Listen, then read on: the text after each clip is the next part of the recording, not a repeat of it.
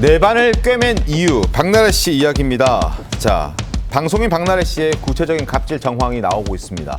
박나래 씨가 매니저 얼굴로 와인잔을 던졌고 이 던진 술잔에 또 손을 베어서 내 반을 꿰맸다라는 구체적인 정황이 담긴 또 상해 진단서가 경찰에 제출된 것이 알려졌습니다.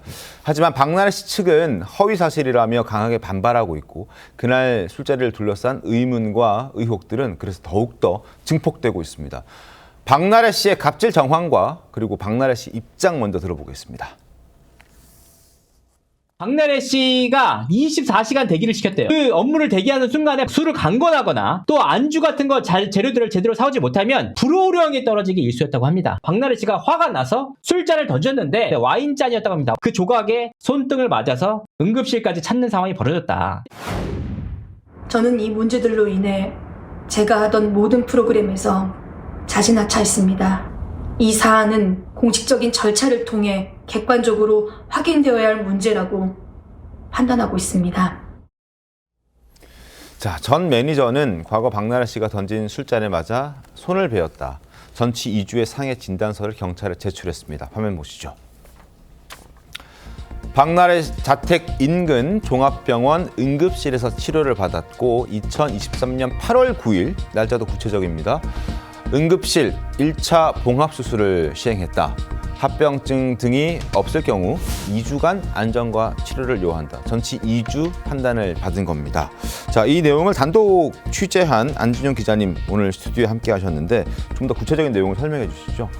네, 지금 보시는 것처럼 저 사안은 2023년 8월에 벌어진 일입니다. 네. 일단 전 매니저 같은 경우는 박나래 씨가 던진 저 컵에 얼굴에 맞아서 멍이 들었고 손은 이 베어서 결국 그 인근에 있는 병원 응급실에 가서 내 바늘을 꿰맸고 전치 2주 정도의 상처를 입은 것으로 진단서까지 끊어서 제출했다는 겁니다. 네. 앞서서 이런 정황만 나왔는데 정확하게 이 특수 상해 혐의에 대해서 본인이 이걸 입증하기 위한 상해 진단서까지 넣었다라고 저한테 확인을 해준 겁니다. 자, 이거에 대해서 또 하나 확인해야 될 거는 두 가지 사안이 있습니다. 이 내 바늘 꿰맨 건 2023년 사안이고요. 네. 2024년 술자리에서 또 한 번 잔을 던지는 행위가 있었다고 주장을 하고 있기 때문에 한 번 더 있었다는 겁니까? 그렇습니다. 지금 두 차례를 하고 있고요. 4cm 내 바늘을 꿰는 건 2023년의 상황입니다. 2024년 상황에 대해서는 따로 상해 진단서는 없는 것으로 확인했습니다. 그렇군요. 잔을 바닥에 던졌다라는 게 박나래 씨 측의 입장입니다. 그러니까 얼굴로 던지지 않았다라는 거고 바닥에 잔을 던진 적은 있다.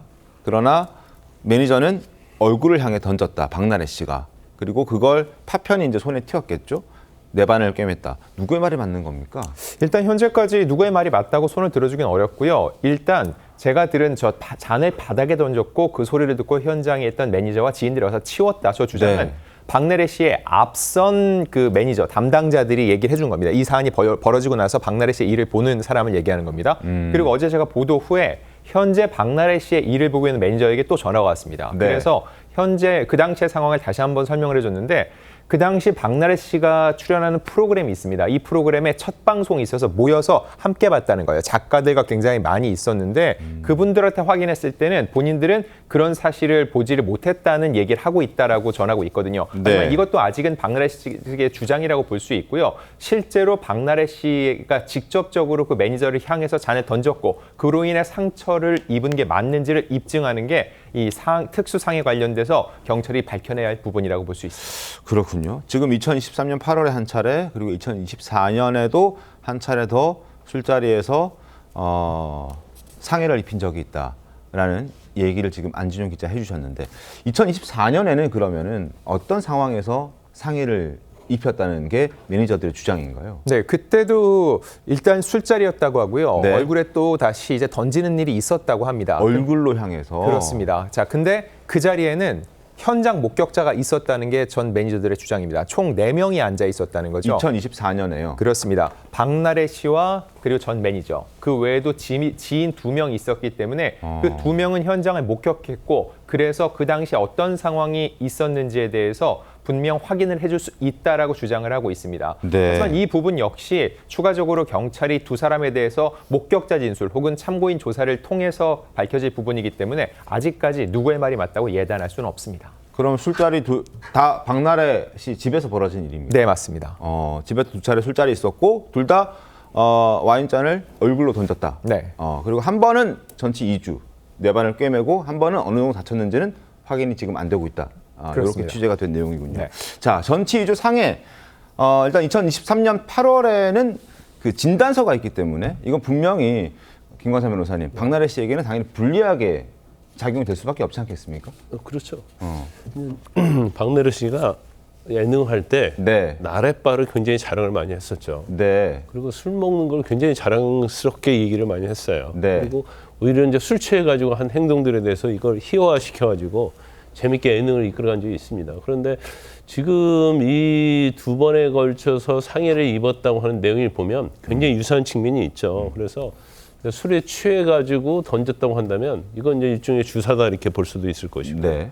그렇지 않다고 한다면 뭔가 이제 기분이 나빠서 그랬는지 이제 그건 이제 밝혀져야 할 부분인데 일단 23년도 8월 9일 날 응급실 가서 봉합수술했다는 거 아니에요? 맞습니다. 그러면 이 시점에서 저렇게 잔으로부터 뭔가 맞지 않아갔다고 한다면 응급실까지 가서 내 반을 꾸밀 이유가 없는 거 아닙니까? 이걸 매니저들 거짓말했다 이렇게 볼 수가 없는 거고 그다음에 24년도에 있었던 것도 어떤 행태가 동일하잖아요. 비슷하잖아요. 네. 그러면 저런 습관이 이제 박나래 씨가 가지고 있다 이렇게 볼 수밖에 없고 또 병원을 가서 진단을 받고 했기 때문에 이거 자체를 의사가 허위 진단서를 끊었다고 볼 수도 없어요.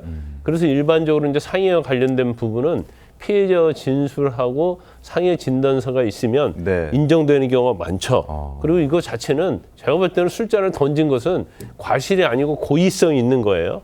그래서 이게 과실 상해 아니고 술잔 자체는 위험한 물건이기 때문에 네. 특수 상해가 되는 거죠. 그래서 형량도 상당히 무겁다 이렇게 볼 수 있습니다. 알겠습니다. 2023년에 8월에 있었던 일을 지금 설명드린 거고 2024년에 있었던 그 일은 아직 얼마나 다쳤는지 그 내용까지는 확인이 안 되고 있는데 지인 2명까지 포함해서 그 자리에는 모두 4명이 있었다는 게 안진용 기자의 취재잖아요.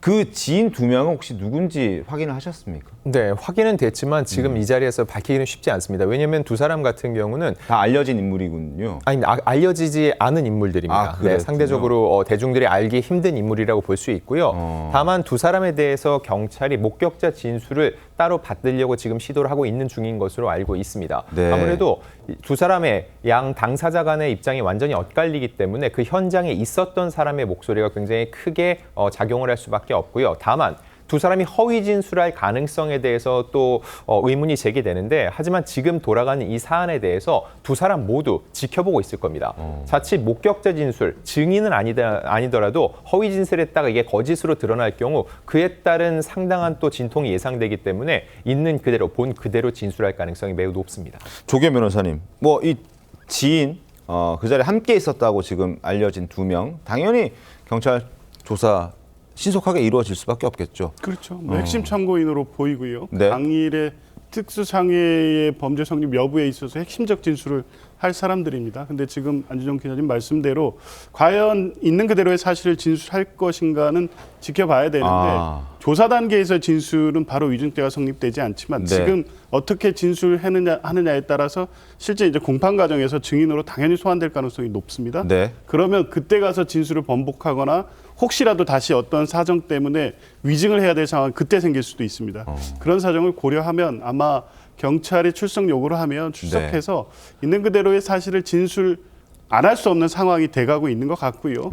그렇게 된다면 지금의 뭐 공방은 있다고 하더라도 네. 실체적 진실을 밝히는 건 어렵지 않아 보입니다. 알겠습니다. 술자리를 둘러싼 논란들이 커지면서 박나래 씨의 과거 음주 습관 관련 얘기들이 지금 재소환되고 있습니다. 앞서 동료들을 통해 전해진 박나래 씨의 음주 습관 한번 들어보시죠. 나래가 술이 좀 취했어. 비틀비틀한 거야. 그때 내가 업고 올라가서 너를 차에 넣고 네 매니저한테 전화해서 매니저가 오고 있는데 갑자기 차에서 내려서 분명히 기절했는데 좀비처럼 살아서 나와서 너네 어디 가? 하더니 우통을 이만큼 올려서 배가 이만큼 나왔는데 내가 그때 몸에 열이 많아가지고. 회식하고 뭐 나래가 이제 자기네 집에 가자고 그래서 술 취하면은 먹는 게 까르보나라 떡볶이 같은 건데 나는 손가락이 막 8개인 줄 알았어. 이거를 다 손으로 여기 떡볶이 하나?